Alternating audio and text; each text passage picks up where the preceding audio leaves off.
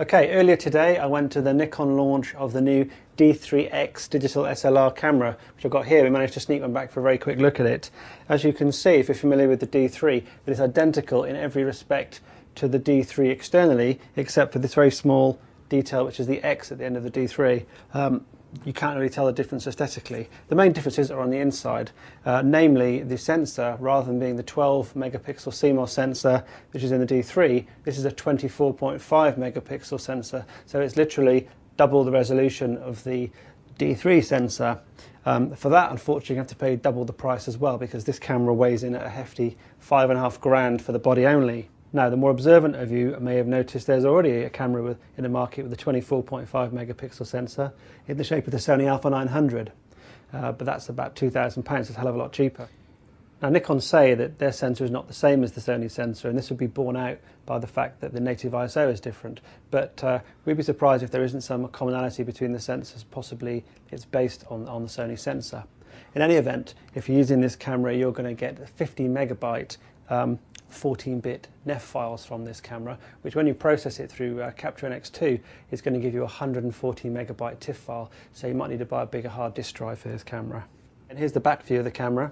The camera has 100% viewfinder coverage, and it still retains the same high definition 3-inch 920 VGA TFT LCD screen that the D3 has, and indeed the D700 and D300 also have.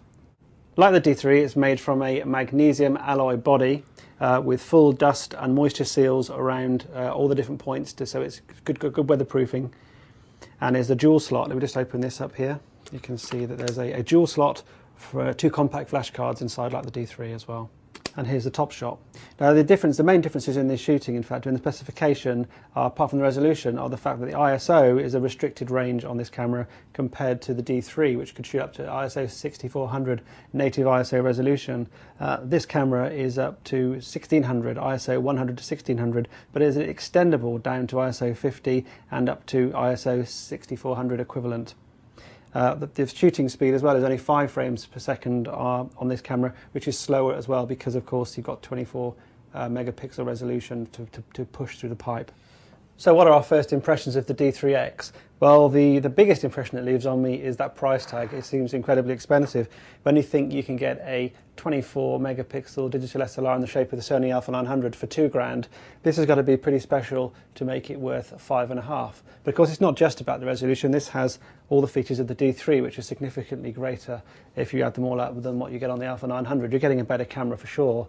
The question is whether people are going to want to pay double to go from a D3 to a D3x, and what that's worth to a lot of people. No doubt for some professionals the money's immaterial, because this camera is going to pay for itself in a very short period of time anyway.